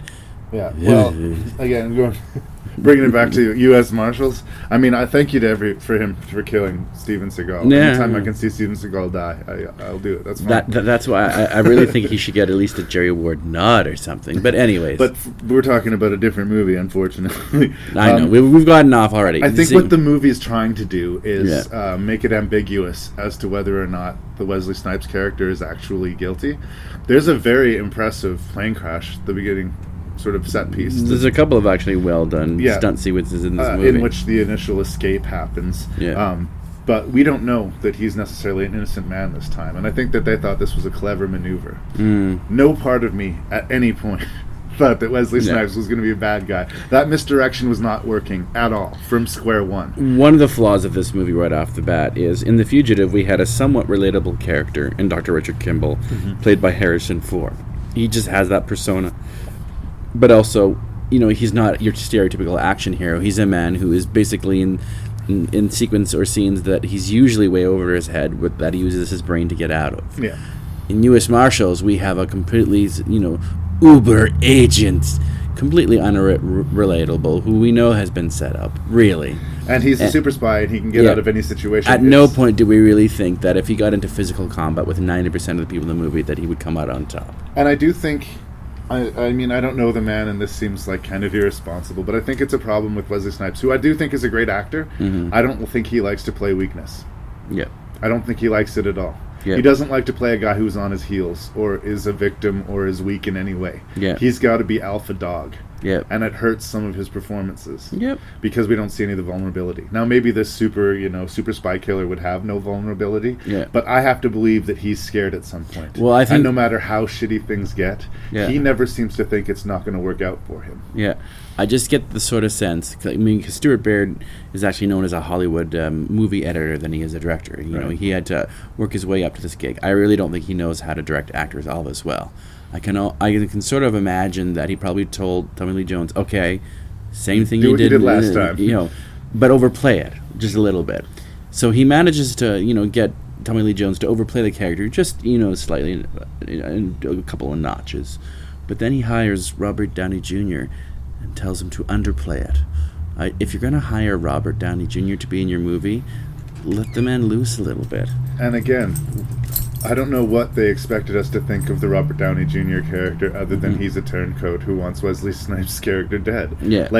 I'm sorry, that's a big twist and spoiler for the movie, but I don't think it is at all, because why else is that character there? Yeah. Downey Jr. looks bored, stoned, and is sprouting one of those terrible 90s mushroom cuts. Yeah, no. Through the whole movie, and he just doesn't seem like he wants to be there. He knows that this movie's kind of pointless. He didn't want to be there. He was a total dick during this production. Yeah. Legend has it, and this has been confirmed on a couple of sites, is that he had shot the majority of his part, but it had disappeared right before they were supposed to shoot that hospital scene at the end of the movie where, spoilers, his character meets his end by time. It's the showdown with Tommy Lee Jones. And he didn't want to do it. Well, he had disappeared. No one knew where he had gone or where he had went, and for like 4 or 5 days, all this crew was literally, all the cast and crew was waiting around. And then he did come back, didn't explain anything, didn't say sorry, just said, okay, let's do this, shut the scene, and then disappeared again. Yeah. Now, we all know how this story ends, is that... He was out of Hollywood for a little while. Yeah. And he had to go clean himself up. Yeah, and he had admitted that he was at the tailspin of his drug addiction at this point. Yeah. The end was nigh. I think he had done this, and then he moved on to Ally McBeal, and at that point he'd already been in jail for, at least had been warned. Yeah. So he was well on his downward spiral, but... when he did the promotion of the movie, he said it was like the worst experience he'd had in his film career. It was terrible, and don't see this movie. I thought I was going to make a movie that me and my son could go and see and watch, but it turned into a soulless, vapid exercise. I think. End quote. He was just a dick move. Yeah, and even if you think that about the film, part of the deal when you get hired to do a movie like this is that you do promotion for the movie. Yeah. And you're hired to sell a premise, whatever that premise be it Friday the 13th or Close Encounters or whatever. You don't even have to like the premise. You're doing it as a hired job. You're getting paid good money to do this. And you're getting paid exceptionally well, not just to perform well in the film, but to promote it. Yeah. And I will, I always enjoy watching interviews with an actor when I can tell they didn't like the movie because they do as much or more acting in the promotion of the movie than they do in the movie itself. Yeah. They just go on about how much they love the director or about how there's some really exciting sequences to the movie without out and out saying this is a great movie. Yeah. But at this point in his career, he just had no time for that. I'm just going to be a dick because that's what I'm feeling. And I guess there are worse movies that he could have victimized. Again, I think this movie set its sight on being okay, and I guess succeeds on being okay. But I was talking about Copycat being fairly unmemorable. At this point, people see U.S. Marshals. It seems to play endlessly on cable, and I wonder if people even know that it's a sequel to The Fugitive. Yeah, right? I know. I want to say something nice about the movie, though. Yep. There's a scene where Wesley Snipes has to escape off the top of a building. Yep. And he grabs hold of this wire and does a fairly amazing drop swing onto a train car. Yep. None of that was accomplished with any CGI. No, that There's is no pure CGI anywhere. That was genuine stunt work. Obviously, it wasn't Wesley Snipes, but it was a real stunt performer. And my God, after watching so much CGI, I can't tell you how refreshing that was to see. It was a real highlight to me, seeing some of this genuinely solid, spectacular stunt work. The man who needs to be credited with that is actually Clay Donahue Fortenst. He was the man that actually planned the jump And executed the jump. It took 70 days to plan, 10 hours to set up, and it's in the movie for like 7 seconds. But it's really good. It's an amazing stunt. I really do think the Academy, which is still considered, although I'm slapping my head that it is, sort of benchmark for awards for movies, really should create a best stunt performance. I don't know what the mentality is. If they think if they make it competitive that they'll take more risks and maybe more lives will be lost. Like, why don't they have that, I wonder? There is actually a stunt award show that The Rock hosts once a year. Just for stunt performers. Yeah, and they have best stunt sequence and whatnot. But they're not invited to the ball. Here's the thing, though. It is an art form. There isn't a sense of artistry to it. And it's one where the performers risk their well-being. Yeah. I do think, just a quick, tip of the nod, and in a lot of films, a lot of great action films boast that incredible stunt sequence. Yeah. And there is that whole danger of that they'll try and up the ante a little bit. But even a film like, let's say, XXX, which is just a sort of riff on the James Bond movie, has this ridiculous amount of well-planned stunt sequences, and that's how they sell their movie. James Bond, of course, is infamous for having that stunt sequence in the beginning. There's lots of, even The Fugitive, the film that this is a sequel of, boasts that amazing train smash stunt sequence, but also that stunt sequence dropping off of the dam. Yeah, there's a couple of classic stunt sequences. Yeah. And they attempt that here. Like, they earnestly try that. And again, talking about what would be CGI today, that huge high-up shot of the aftermath of the plane crash, that's all a practical set. Yeah. And people don't think about that, like how much work and what a logistical nightmare that would be and how expensive. And it's totally worth it. Yeah. Because now we see these like long pans over, like, going up into the sky, up into the stars from the point of impact. Yeah. But it's a cartoon. Yeah. And you can tell it's a cartoon. If you grew up watching movies that weren't cartoon, you can tell. It's interesting, though, because we spend time here now. We've been talking about The Fugitive, and we've been talking about XXX, and we've been talking about Executive Decision. But not about U.S. Marshals. We keep straying from U.S. Marshals, and I think that's the most damning thing that we can say about it. There's nothing about this movie that commands your attention or your memory. That said, it's not terrible. Again, I keep on being really mean and saying, but it's fine. It's professionally executed. Yeah. The actors are good in it. Tommy Lee Jones is good at that role. And it's got some homegrown talent. Sent out some Kate Nelligan as well. That's right. Who shows up as Tommy Lee Jones' boss. Yeah. And Tommy Lee Jones, again, there's a scene where, of course, one of his team members is killed in the line of duty. Yeah, spoilers. Spoilers. And people died in this movie. Yeah. But I was really kind of surprised how emotionally affected Tommy Lee Jones' character was by that, because he sort of built that character around being stoic and not quite careless. It's when he says "I don't care" in The Fugitive, it's not that he doesn't care about right or wrong. It's his job is to catch this guy who is on the loose. It's not his job to find out whether or not he's guilty or innocent. His job is to put the cuffs on him, right? Yeah. And that's what he focuses on. Yeah. But it does get personal to him in a very real way when one of his boys goes down, and I kind of like that. Yeah, no, it's little things about it, but at the end of the day, it is utterly forgettable. Yeah. Made by a couple of turns that just really aren't that interesting. Yeah. It's kind of unfair. It's competing against a pretty thick selection of higher quality movies here too. Yeah. But it's the kind of police thriller that is very commonly made, and it is representative. It is so representative as to be, almost invisible. The hero cop, unwilling to trust the system, jumps from the George Washington Bridge.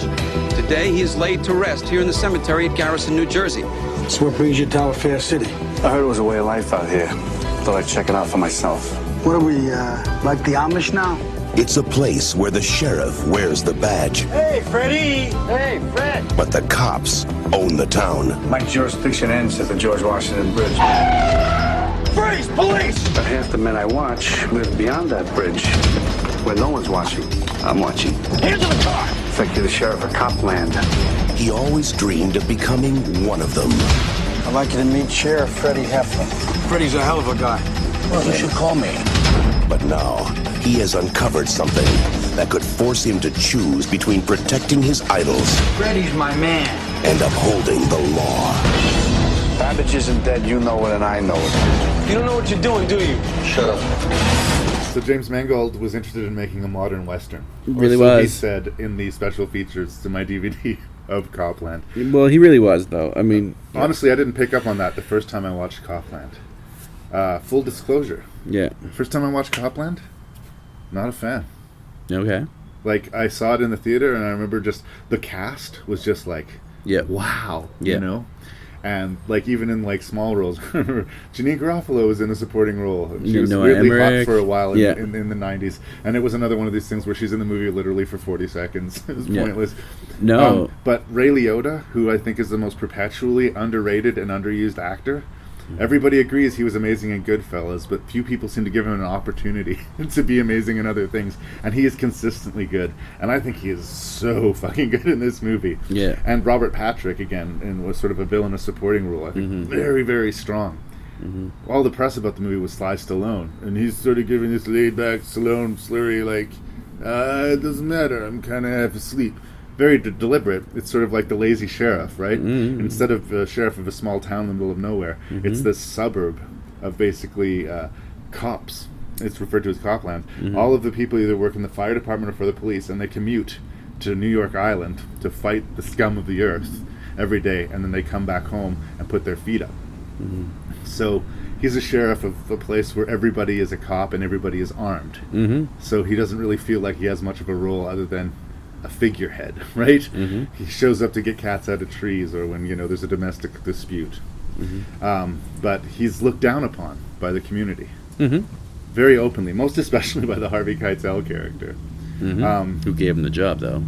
Anyway, we can get into the plot, but I revisited Copland, I don't know, when it was 5 or 6 years ago. I got a cheap copy of it on DVD. And I liked it so much more. And watching it again for the podcast here, I liked it more again. It seems like it's a way homer. It's sort of like its strengths are, at least for me, were not apparent upon its first pass. What it has right out the gate is a very strong cast. But the story moves very slowly, I find. Slower than I was comfortable with. I think that maybe it's one of these movies that was advertised as sort of Rock'em Sock'em and powerhouse cast, Robert De Niro's in the movie, but for the most part he's got bad hair, a ruffled shirt, and he's just pissed off because he can't get anything done. There's a scene in this movie where the mayor has taken him off of the Copland case, and he has this huge, very De Niro speech where, put it in the box, it's over, it's done, we got nothing. And it felt like such a Robert De Niro scene that I was just like, didn't do it for me. Watched it the second time. Go to lunch. Yes. Yeah. And then watching it the second time, I felt the defeat in the character. So it's weird. Like, I like Copland, but it took 2 or 3 viewings for me to like Copland. So it's a strange thing for me to review. I like Copland, but you may have to kind of settle into it. You kind of got to catch the vibe of the movie. Well, to reiterate or to sort of review your whole idea that Copland is essentially Western, it's essentially High Noon. Yeah. Gary Cooper's High Noon, the whole ending, even, and spoilers, when the Stallone character finally eventually does the right thing, grabs a shotgun trying to bring in Shooter Boy, whatever his name was, played...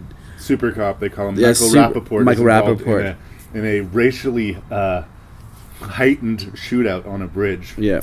And that starts the whole chain of events. That starts the chain of events. Basically, the Super Cop pulled the trigger when he didn't need to, and in an effort to cover it up, they first fake his death and then have to reel his death. It's complicated. The movie will do a better job of explaining it, but basically, Stallone wants to find Super Cop and protect him and have him testify as to what was going on. All of the other cops at first want to protect him, and then just want to protect themselves. Yep. Because another cop killing another unarmed black guy, Yeah. is bad news for everyone. Yep. No, I sort of get the impression because like James Mangold is really, I think, an underrated talent. Mm-hmm. This is the man that has on his resume Walk the Line. Also did probably the better version of the Wolverine movies. And Heavy. Which is just a heartbreaking indie drama. He did this before. Yeah. He also did that Girl Interrupted. I never saw that one. He managed to get really good actors in a whole bunch of them. And to give some, pretty meaty roles. I get the impression with Copland that there's a really, really good 3.5 hour director's cut. No, you think? And that part of it's one of the things wrong, so not really wrong with it. It's not its fault, but they had to get this story down into like 2, because it is almost 2.5 hours long, this movie. But there seems to be a lot of the roles seem to be more fleshed out, and we're still seeing some good parts, some good scenes of it. But we needed more of the backstory. I would be far more intrigued. There's that scene with Ray Liotta and Harvey Keitel, and they're talking about that dead partner, who of course Harvey Keitel pretty much clearly murdered. I want to know more about that, and I really got the impression that there was a lot of good stuff left on the cutting room floor. So we have a lot of good scenes. Like every actor, even the supporting roles, has some moment in the film that's theirs. There's this Arthur Nessernell. I'm sure I'm butchering his name, but you've seen him in a lot of these sort of small supporting like character roles in these sort of cop thrillers or gangster movies. He's in Donnie Brasco as well. Right. And he has a scene where he threatens Sylvester Stallone when he gets in the back of the car, and he's actually an actual ex-cop. That's one of the reasons why he's hired. Yeah. But just that scene alone, it's a really good, well-acted scene, and there's lots of them. Even Harvey Keitel gets that. I hate Harvey Keitel in this movie. I mean, it's a great performance, but his character is so terrible. Yeah, no. I hate him so much. Yeah, Peter Berg gets some scenes. Yeah, this is one of the last Peter Berg movies that I remember before he just went full-on director. You don't see him acting so much lately. Yeah, like I said, Robert Patrick's he's got some good meat to his bit. Kathy Moriarty has a good little bit as Harvey Keitel's very unfaithful wife. Yeah. Annabelle Sciorra, do you remember her? Uh-huh. There was a time where she was, some, top grade A talent. I actually saw Whispers in the Dark not too recently. As is typical with the cops and robbers format, the women do take a back seat. Yes. Like I mentioned, Annabelle Sciorra is this woman that Sly's in love with but can never have. Yeah. And that's it. You say Harvey Keitel's wife is the beleaguered wife. Yeah. That's it. Janine Garofalo is a cop who feels she's over her head and then quits. Yeah. Like, they don't have much to do. Like I said, I really do get the impression that this would have been better served as a TV miniseries than a full-length feature film. I might go to a miniseries before I would say adding an hour, because I don't think that Copland needs another hour to it. But it could be a TV show, or it could be something that, sprawls a little more, and that might give it, a Wire feeling, or something that has a little bit more air to it. Yeah. That's why it stops from being great and ends up just being good. And considering, even at the time, the pedigree of that cast, it almost was saying, look, this should be an almost critically acclaimed Oscar caliber. Like, you've got 2/3 of Goodfellas in here, buddy. Yeah. And I mean, you seem to be quite harsh on Sylvester Stallone. He does give a really good performance. Well, I was going to come back to that at the issue of weighing an unpopular opinion. I think he's good in the movie, but I don't understand what the fuss was about. The whole thing about the character is that he wasn't being Rambo. He wasn't just pulling out his gun and shooting people. He was just kind of laid back and whatever. I think he takes shit and he takes shit and he takes shit until finally he's mad as hell and he's not going to take it anymore. Yeah. But I wasn't overly blown away by the hoops he was jumping through as an actor. In a way, he's a very passive character until the last 20 minutes of the movie. He's a very low status character. Yeah. Yes. Yeah. So it's not a flashy role. It's not badly executed, but I honestly think that Stallone is overpraised for this movie. It's not bad in the movie. He's good in it. But like people were saying, this should get him an Oscar. This should revitalize his career. Mm-hmm. No. I think the redeeming aspect of the movie is, especially for me the first time I watched it, is the climactic gun battle. Yeah. We're going to go into spoiler territory here because I think it's important for the aesthetic of why the last scene works. Mm-hmm. this sheriff is deaf in one ear because he heroically dived into the river to help save people in a car accident, and it cost him the hearing in his one ear. And when the evil cops finally get fed up with him fucking with their evil plans, one of the first things that happen when they steal Super Cop from his custody is they discharge a gun right next to his good ear and render him deaf. So when he trudges up that hill with his shotgun to kill these guys, because there's no other way to deal with them. There's literally no other way to deal with them. They are cops, and they are insulated, and they are protected. And he's not going up there to talk to them. He can't talk to them. What's the last line that he says to Harvey Keitel? I can't remember. I can't hear you. Harvey Keitel has been shot, and he's laying on the floor bleeding out, and he's screaming at Stallone, "You fucking coward, you fucking son of a bitch." Yeah. And he can't hear him. He's just looking down at him saying, "I can't hear you." Yeah. He was not there to arrest anybody. Yeah. This is where it becomes the Wild West. Yeah. This is where the old sheriff finally, and it's so well set up. There's a scene where he tries to talk reason like a fool to the Harvey Keitel character. And it's like, this is ugly. This is really ugly. And it's a fucking mess. And it's got everybody at each other's throats.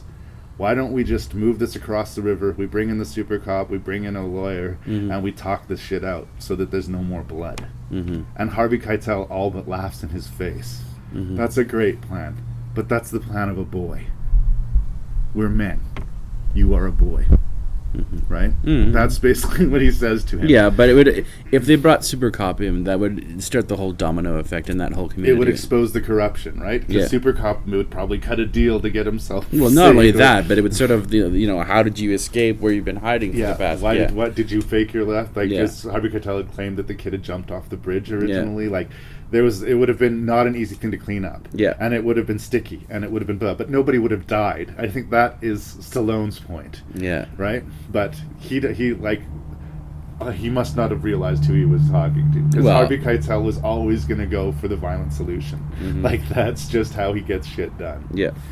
I think it's a really good movie, and it's interesting that, like I said, every time I watch it, I like it a little bit more. But that's kind of damning praise too. To me, like I said, it's one of those good movies that stopped short of being great. And it should have been more. I mean, it's got a lot of good things in it. Ray Liotta, I think, almost steals the movie. I think he does. Yeah. I really do. There's a scene where... Because Ray Liotta's on the outs with the crooked cops, too. He's tired of their bullshit, but he's also kind of one of them. Yes. Well, yeah, he's stuck. He's not going to rock the boat, but he's no longer playing ball either. He just wants to retire and fucking ignore everybody. But he sees the same thing, the same way that the Robert De Niro sees in the Sylvester Stallone character. This is the one guy who's positioned in a place where he could actually affect something. He could do something, possibly.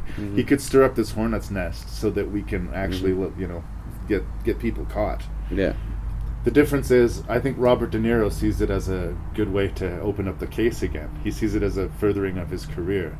And Ray Liotta sees it as a sort of almost a redemption. There's a fantastic scene where he sits down with Sly Stallone and he tips a beer can sideways and starts running, your buddy's shot and he's bleeding out, you got to get to him as quickly as possible. Everyone will say the quickest place is to go a straight line, but you got to do the parallels. He has this whole speech and he's basically telling, without telling him, by all means investigate it, by all means look into it, but be fucking careful. And it's a great speech, and it's a speech where there's another conversation happening underneath it. And it's scenes like that sort of speak to how truly great this movie almost is. And because of that, I like it a lot. But I condition my recommendation. You have to really be prepared for a long, slow cop drama. And I think it was kind of advertised as something a little bit more actiony. I think it was righteously advertised. I think they were trying to do this sort of big actor heavy showcase, which it definitely has some of that. That's what it is. I just am sort of frustrated that it could have been more. You want more? I want more. So why do they call you Big Evil? Because my evil's big. You're my brother. If anything happened to you, I would take care of your kids.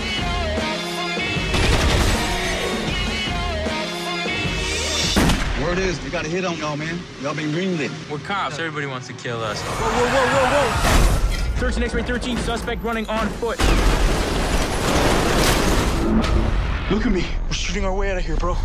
Okay. On 3, dude. You're gonna empty your mag and run. 1, 2,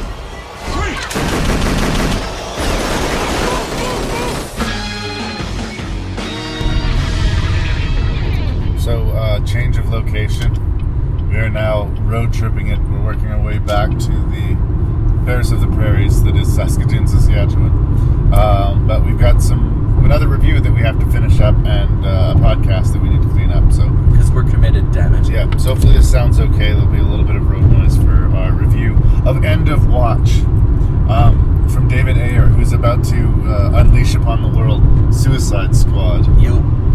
This is one of those interesting forced perspective dramas in a lot of ways. Found footage. It's not completely that. Yeah. Jake Gyllenhaal and Michael Pena play. Don't you mean Gyllenhaal? Gyllenhaal. Gyllenhaal. That's right. Gyllenhaal. They are two cops in Los Angeles. And who's the other one? Michael Pena. Thank you. I said it. Did you? I did. I did not hear you. Two cops who were working in, Gang Central in Los Angeles. Yes. Arguably not only the most thankless job in law enforcement, but some of the more hated people in law enforcement. The reputation of the LAPD is not super great, right? I would think it would take a special person to work that kind of job in that kind of community.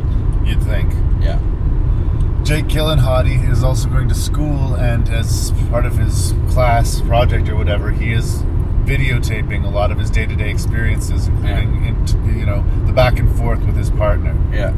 And for me, it's the back and forth with his partner, the relationship between those two cops, that really anchors the movie. Well, at the end of the day, this is very much a two-character piece. It really is. There's a lot of people that sort of breeze in and breeze out of the movie, and they're fine and everything, but really the movie belongs to these two guys. Yeah.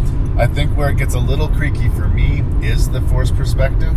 Okay. Because they use the dash cams, they use, Jake Gyllenhaal's, camera. Yeah. But then other times it's just the verite style. Yeah.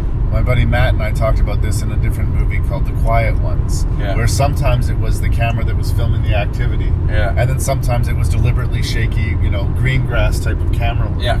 And for me, pick an alley. Okay. You're either a found footage movie or you aren't. Yeah. In a way, I have a Diary of the Dead reaction to this movie in that the found footage stuff is really distracting. So when I watched it again, I have to just dismiss the found footage stuff and just look at it as a verite style piece. Okay. And so it's filmed as if there was a camera crew following them around, but really, there's not a camera crew following them around. Well, I will say, out of the plethora of found footage films that have saturated the market, to me, this style is one of the more tolerable, my goodness, tolerable ones, where I wasn't taken out of it. I had that problem with, say, Cloverfield, that we reviewed a while back, where I did actually let the performances and the story happen, so it wasn't as distracting or dramatic. You can tell when the camera shifts, whether it's, the police cam or, Gyllenhaal's video. But they still have establishing shots, and they still have straight cinema during, street chases. Yes. And stuff like that, right? Yeah. So the format's very loose, and you're allowed to do that, but when you start out with this forced perspective angle, people tend to either lock into it or not. And if you're locking into it, there's a lot of shots that just don't follow that milieu. Yeah.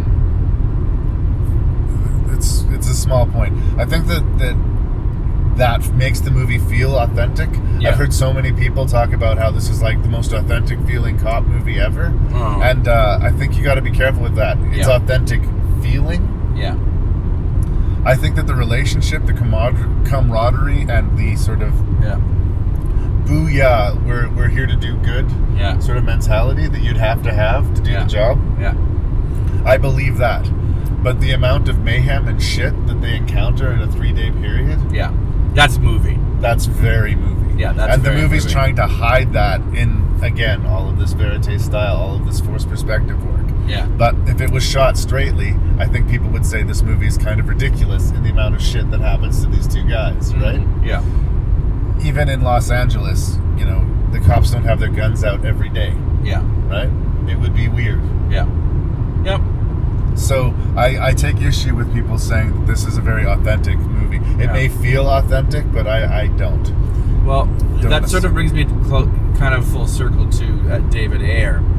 Ayer, am I saying that correctly? Sure. Ayer. Yeah. When I first saw a couple of interviews with him, and this is the man that has written the screenplay for Training Day, Fast and the Furious, SWAT, Street Kings. Yeah, none of that has impressed me yet. Sabotage. Nope. I think he also did U571, or at least co-wrote it. Okay, so End of Watch is clearly his best work. Yeah. But this is a guy that his bread and butter are, you know, modern day cop crime thrillers. Unpopular opinion? Yeah. Training Day might be one of the most overrated movies of that decade. I don't think it's a bad movie. I think it's an overrated movie. Yeah. It's sort of like The Fugitive was in the 90s. It's a good movie. I don't know that it's an Oscar movie. Everybody needed to relax a little bit of The Fugitive. Right? I think it allowed Denzel Washington to really, you know, kind of go let loose. But David Ayer, like, the first interviews I saw of him, I kind of had this whole thought of separating the art and the artist. Because he kept on coming back, especially in his younger days. In his interviews, he kind of came across as, yeah, man, I grew up from the street. I got a real John Peters vibe from him, where he seemed very insecure and wanted to show how tough he was and how true an artist he was. Now, I've seen, since, you know, watching End of Watch again and seeing more about him, I've gotten a lot more. My respect for him has grown. He doesn't seem quite as he needs to prove himself in his interviews, and I sort of respect the methods that he goes to get his casts involved. He's very hands-on, very activity project oriented, and a lot of the actors talk about how intense his training methods are. Apparently, like, one of the weeks of training they had for Furies, they basically, the whole cast of the tank fought each other. Yeah. Well, let's be disciplined here and try and actually talk about the movie we're reviewing. Well, but, we are. The same thing happened with Jake Gyllenhaal and Michael Pena. They went on ride-alongs and they immersed themselves in the world of Los Angeles. Yeah. Again, to give the whole movie this illusion of authenticity. Yeah. I think that's, and again, I still like the movie and enjoy the movie, but I take issue with it being in a quote-unquote authentic cop movie. I want to like David Ayer, and I'm sure that this movie that he's about to come out with, the Suicide Squad, is going to be a big hit, whether it's good or not. But I'm not necessarily excited about the prospect of the next David Ayer movie. Yeah. Like, you just listed off his credits, most of which I've seen, but am not particularly enthusiastic about. Yeah. By that scale, having not seen Suicide Squad yet, End of Watch is his best movie, and as good as it is, I think it's flawed. I think that Jake Gyllenhaal and Michael Pena save this movie because I believe their relationship. Yes. I believe that they genuinely love each other and would willingly die for each other. Yeah, and I think the process that Ayer put them through, that trust and relationship was formed and bombed, and it was needed for this story to work. And I think Ayer was smart enough to realize that. But in the end of the day, again, it's a police cliche, right? Yeah. But all of these movies I'm have sorry, the police minority partner who's got a pregnant wife, who's funny and who we like, is not going to fucking live through the movie. Yeah. He just isn't. Yeah. He just isn't. Yeah. And that's not a surprise. In fact, it's a cliche. Yeah. And in a movie that's trying to be so cutting edge, I don't know. I would have let Jake Gyllenhaal take the bullet, personally. Yeah. You know? But at the same time, for me bitching about that, when Jake Gyllenhaal gets up to give the speech at his partner's funeral. He was my brother, yeah. All he's able to get out is he is my brother. Yeah. And it was one of those things where if he'd have given a big speech about the importance of police work and you know, how this man died a hero, the whole movie would have fucking scented of a woman, right? Yeah. Like, it would have just exploded in its third act. Yeah. The fact that it was just a purely emotional reaction, that all he was able to say is that he was my brother, and then he just completely falls apart. Yeah. That is the one truly authentic feeling moment in the film. Even in the final climactic moments when the gangsters have put a hit out on these guys because they've been fucking with the cartels. Yeah. I think that the power of that scene is underwritten because these cartoonishly evil gangsters are smugly walking away from murdering 2 police officers when a bunch of other cop cars pull up and they get CGI shot to death. Yeah. Like the squib hits, and again, in a movie that they had a lot of money, a lot of skill, I don't know why they would have such bad CGI effects in such an important scene. Arguably the most climactic scene of the movie. One of our characters has just been killed. Another one of our characters is dying for all we know. And then we get cartoon blood splatters on the people responsible. Yeah, that seems very post-production and running out of time in a lot of ways. I can't decide, because Gyllenhaal has an opening monologue where he says, "I am the law. I did not make the law. I just enforce it." I can't decide whether that is piss poor writing or it's a monologue that suits that character so well that you would believe that a man like that would talk like that and believes that way of thinking. I think one of the many problems with police work, like I've said in the past, is that you're dealing with people having the worst days of their lives on a regular basis. You see people at their bottom a lot. And it can affect you. It can change you. It can make you into a grumpy motherfucker. I say this knowingly. I think that it's easier to have a mantra that you can tell yourself. Because sometimes when the people are calling you on, why don't you go fight some crime? Why are you fucking me with over this? They're not even exactly wrong.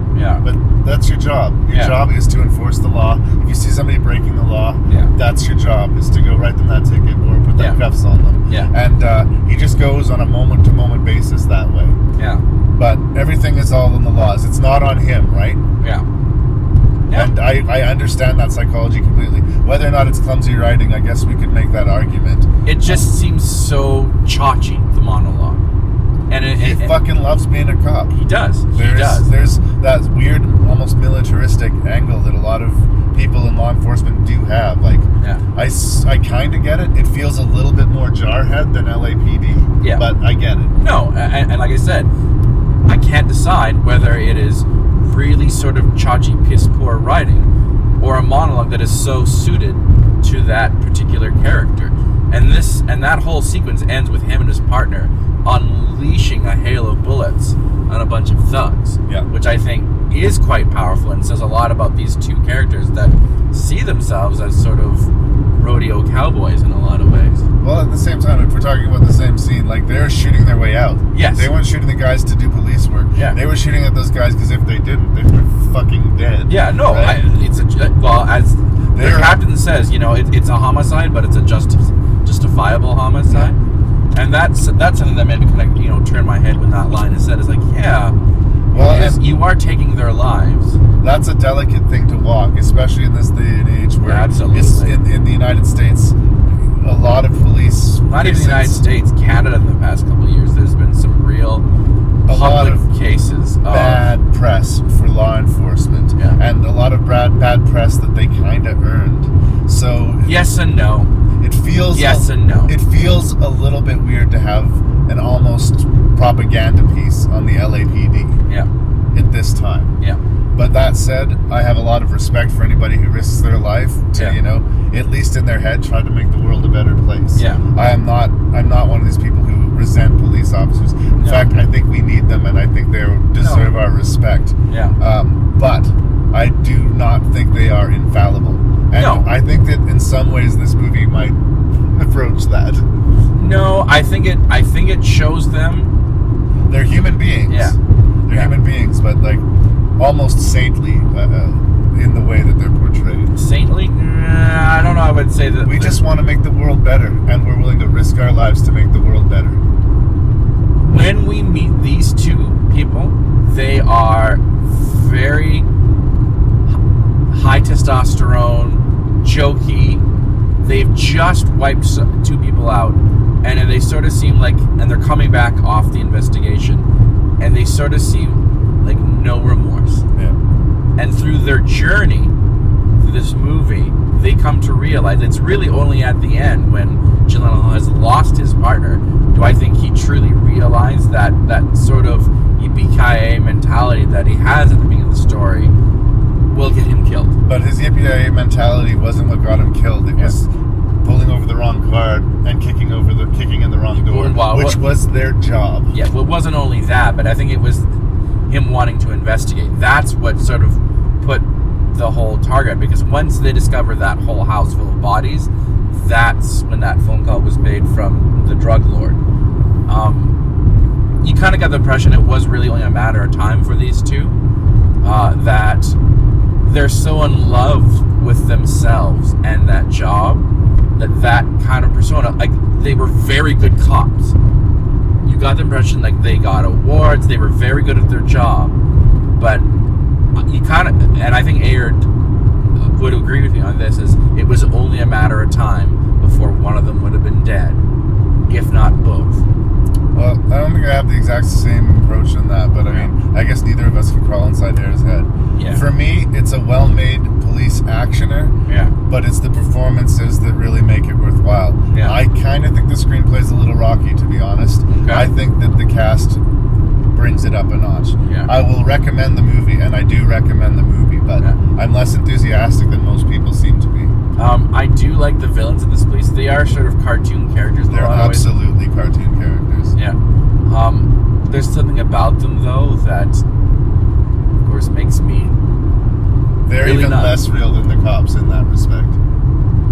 You don't think those kind of people exist, though? They do, but I go back to my acting exercises. Typically, villains don't think of themselves as villains. They think of themselves as badass or cool or rebellious. Not even These guys seem to celebrate their evil.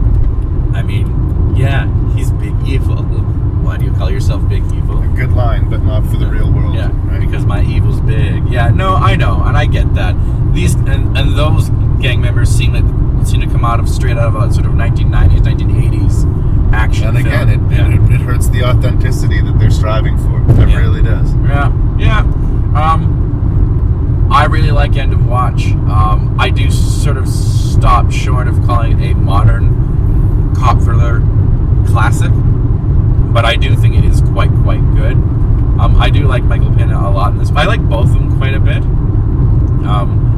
I like Ayer's process of how he likes to try and immerse his actors in almost in a kind of boot camp. I respect that, and I sort of get the impression from the other actors talking about his process that when you show up on a David Ayer set, you come up to work, you come to work, and you get fully committed, and he knows what he wants, and he knows how to get there. So I'm curious to see what this man comes up with. I do think we haven't seen his best work yet. I think he's not untalented, but I would argue maybe slightly overrated.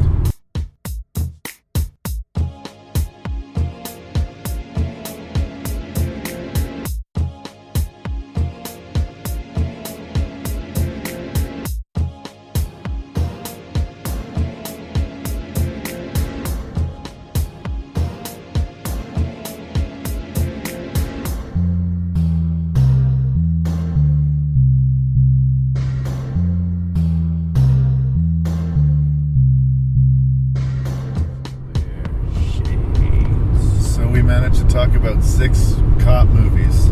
Some possessed of good cops, some possessed of bad cops, some possessed of both. Interesting, weird mixed bag of movies.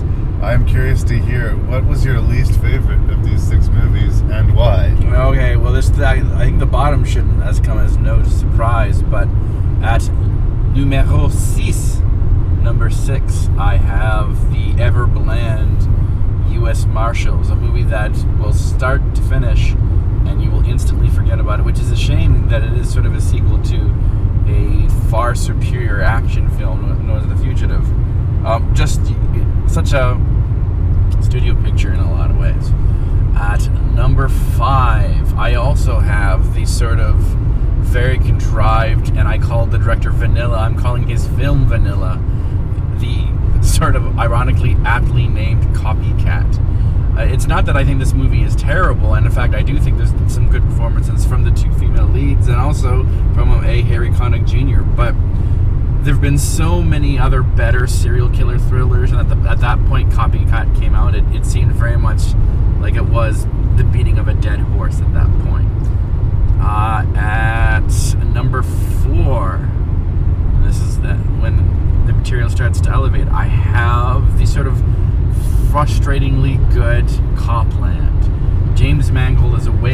director than a lot of people give them credit for. I just sort of felt that there's a better 3.5-hour director's cut or a mini-series that could have been made of this material instead of the 2.5-hour film that we get. It's good, but not great. When we get down to number 3, I have David Ayer's End of Watch. And this is where it gets tricky because I think the top 3 can switch from day to day.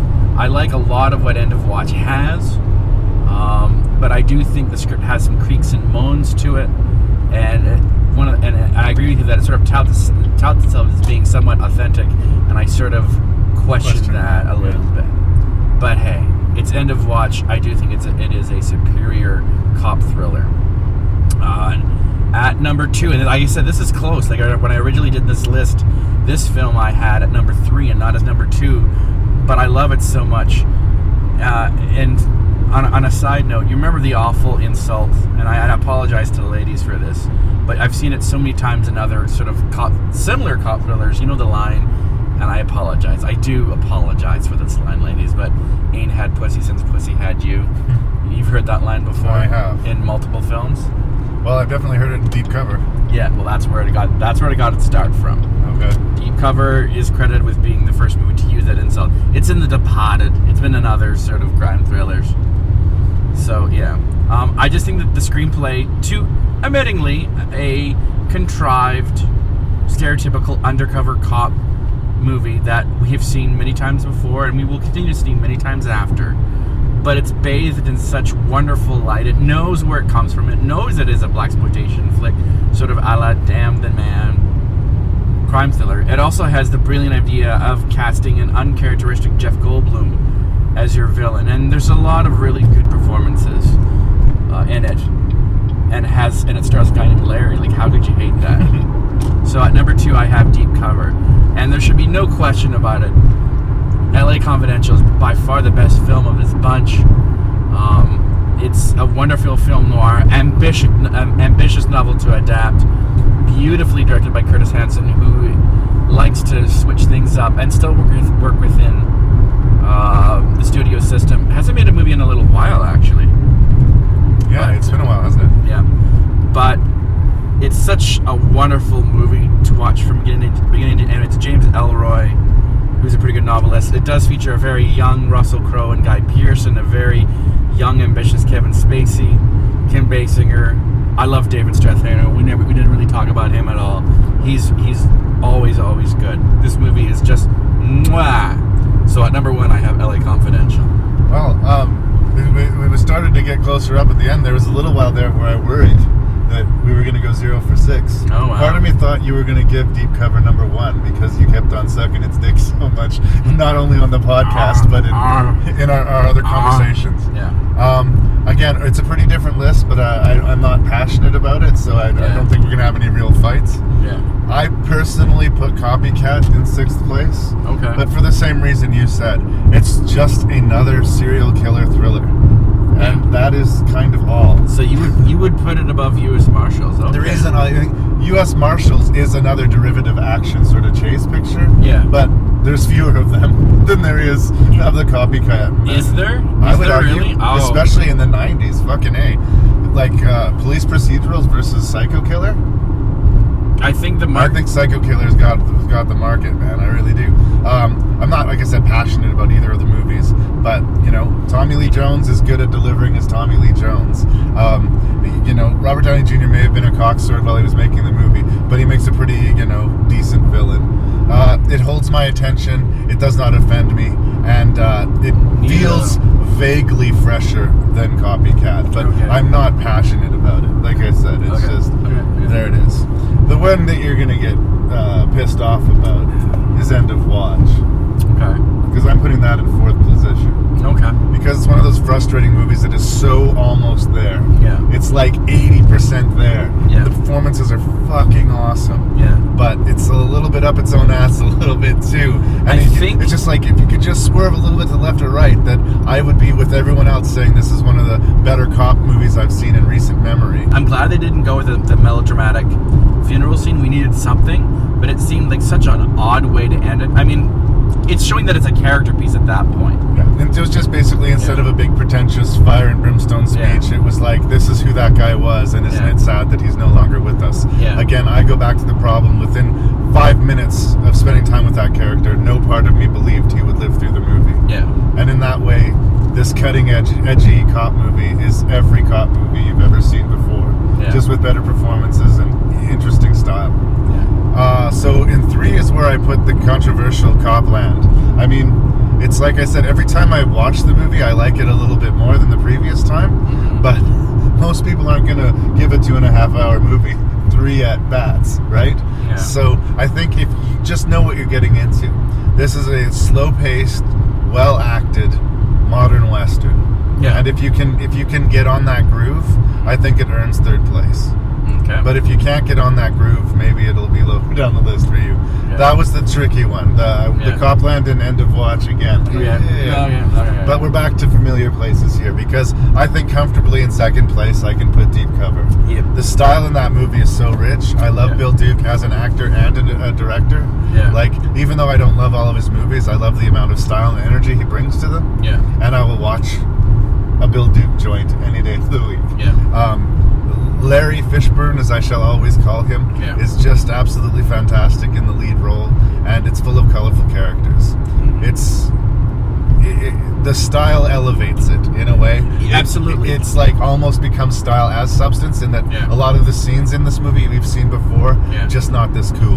The execution is so well done on a generic undercover cop story that you usually look past some of the flaws of the movie. And then, yes, of course, in 1st place, and I think that was a pretty comfortable, easy win. LA Confidential. I'm not like you in that the top 3 could switch any day. I think that LA Confidential was comfortably the best movie of this bunch. But definitely the top 4, I think I'd say, is worth a look. And Copycat or U.S. Marshals, that's a movie that if you're sick at home on a Sunday afternoon and it's on, you can watch and it won't offend you. But do not go out of your way to seek them out. But I can't get passionately angry about them either. They're professionally made. They're well enough executed. I just, I'm asking a little more, and they had some steep competition. Thank you so much for doing yet another episode of Rank and Review. One day, Larry. One day I shall just by the sheer amount of episodes you've done, you should have either won or lost by now. See, you're not making me feel better about myself. I thought, like, we, generally speaking, seem to have the same taste in movies, but we do. This is like, what, your 10th or 11th show? See, you're not helping me feel better, Larry. I'm not saying you're wrong. I'm not saying I'm wrong. I'm saying one of these days it's going to line up. I'm going to say you should listen to our old podcasts and see how close we are in a lot of them in a lot of ways. And I would beg of you to almost rethink some of your list. I haven't cheated yet, and I ain't gonna. Alrighty. The only time I've ever questioned it is the Shutter Island Fight Club thing I questioned, but we'd already gone off course before that happened, I think. So. Fair enough. Anyway, thank you again for doing it. Thank you again for the trip to Edmonton. Thank you for having me. And the Tragically Hip concert and the visiting ghosts of the past. It's been emotional and it's been real, and we managed to squeeze a podcast in. Yo.